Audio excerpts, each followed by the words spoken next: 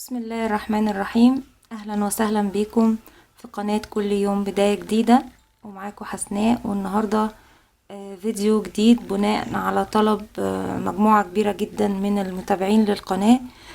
كانوا عايزيني اصور اوضة بنتي فرحة. هنا طبعا انا هنا في شقتي، لان هناك عند والدتي الاوضة بتاعتي انا وهي، لكن هنا دي اوضتها هي. انا كده داخله من الباب، يعني انا كده ظهري لباب الاوضه. على اليمين هنا في الدولاب اهو، دولاب جرار 3 ظرف. اللي فوق ده اللي هو القرص بتاع الهيلا هوب ده بتاعها بتلعب بيه، بس انا رافعاه فوق عشان احنا دلوقتي في دراسه فمش بتلعب بيه. الاوضه عباره عن سريرين، ده السرير الاولاني وده السرير التاني. انا فضلت اجيبه سريرين علشان اي حد يجيلنا، مثلا اختي بتيجي، بناتها بيجوا، او والدتي بتيجي، يبقى في مكان تاني لحد ينام معاها في الاوضه. هنا دي التسريحه بتاعتها اهي. طبعا برضو هي حاجاتها كتير، هيقعدوا بقى يقولوا لي زحمه وحاجات كتير وتوجع العين، بس حاجتها هنوديها فين؟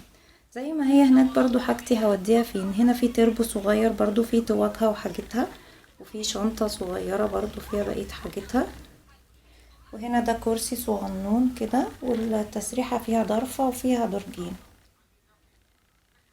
كده. وهنا في ترابيزة اللي هي البلاستيك المدورة اللي بتتفتح دي، هي بتذاكر عليها. ولما ساعات يعني لو المكان هنا ضيق، ساعات بتاخدها هنا في النص بين السريرين وتحط قدام الكرسي هنا وتقعد تذاكر عليها.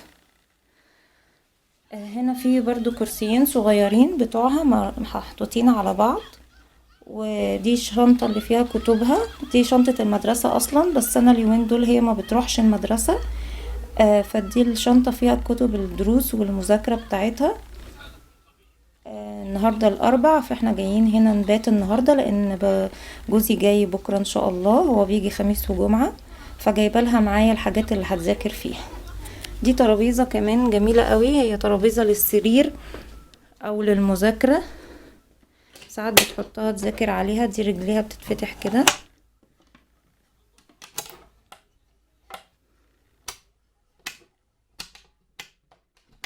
مش عارفة علقت، ثواني اهي فتحتها، هي علقت مني عشان بعمل بايد واحدة اهي كده. ممكن تاكل عليها، تفطر عليها، تذاكر عليها في السرير، او تقعد مثلا على الكنبة وتحطها قدامها، يعني على اي حاجة. هي حلوة وظريفة وعجبتني ومش غالية، كانت ب40 جنيه. وبتتقفل برضو كده، متاخدش مساحة في الأوضة، بتتركن زي ما انتوا شفتوا كده على جنب.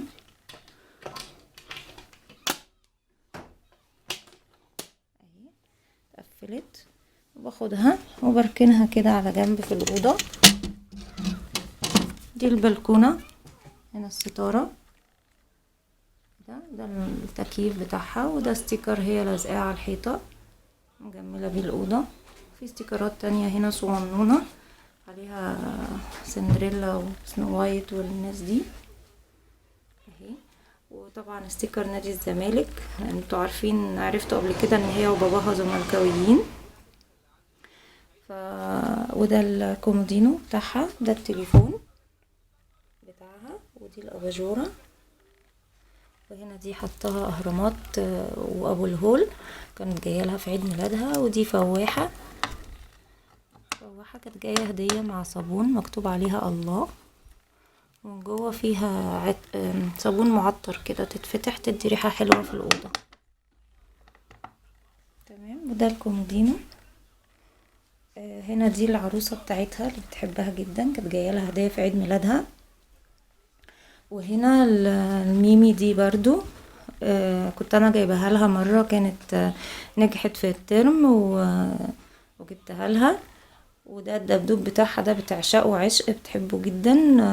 كانت جدتها والدتي ربنا يديها الصحه والعافيه جابته لها في عيد ميلادها اللي فات. وهنا انا حاطه كشاف اللي هو بتاع الشحن، لما الكهرباء بتقطع بينور.